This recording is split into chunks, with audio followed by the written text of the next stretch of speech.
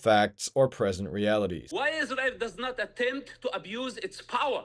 What are you talking about? They just killed 11,000 and counting. But why, when the Arabs have just a little bit of power, couple of missiles, they misuse power by launching them at civilians and kill them in their living rooms? How much more abuse of power do you want? Does this guy even realize the irony of his stupidity? These points are not based on facts, and his emotional claptrap hasn't attracted any Palestinians to his side. His main message for Palestinians is to give up all their rights and kowtow to Israeli aggression, the way he himself did. Many Zionists want to believe he's a hero, because he basically spews all their nonsense talking points. Many Zionists also think he truly cares about his people. Remember though, these commenters think this is the good guy. But for the more rational people out there who are still on the fence on whether this man actually cares about Palestinian children, consider this analogy. X-Men. Now hold on, don't click away yet. Think about the story of X-Men. You have mutants who are attacked and persecuted by the rest of humanity for being different. This creates two very different leaders for the mutant community. You have Magneto, who preaches that mutants should look after their own, are superior to humans, and will do anything to protect mutants, even if it means killing humans, because he doesn't trust humanity. Who will you stand with, the humans or us? Then you have Professor X, who advocates to work with humans. He preaches that humans and mutants are similar and can coexist peacefully, and he overall has a trust for humanity. And then you have a third group of bigoted, mutant-hating humans who want mutants locked up or outright exterminated. You know the situation? These mutants, if it were up to me, I'd lock them all away. Both Magneto and Professor X are shown as characters who have great care for their kind, but with very different approaches. Charles Xavier did more for mutants than you'll ever know.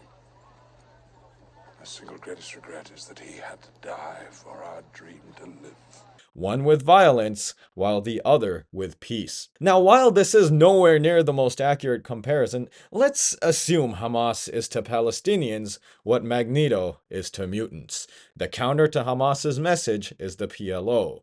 I represent the Palestinian leadership and people. I represent the PLO. That's the sole legitimate representation of the Palestinian people. Hamas is not part of the government. For first non-violence and negotiations, I belong to that camp. You're asking the wrong person. Committed to international resolutions and committed to the recognition of Israel. You are talking to a person who religiously believes in non-violence. PLO to Palestine is what the Professor X group is to mutants.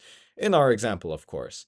Now let's get back to X-Men for a second. Imagine a deranged mutant who left Magneto's group. Now, instead of joining the obvious alternative, he ends up joining the mutant-hating group who want to exterminate mutants. If it were up to me, I'd lock them all away.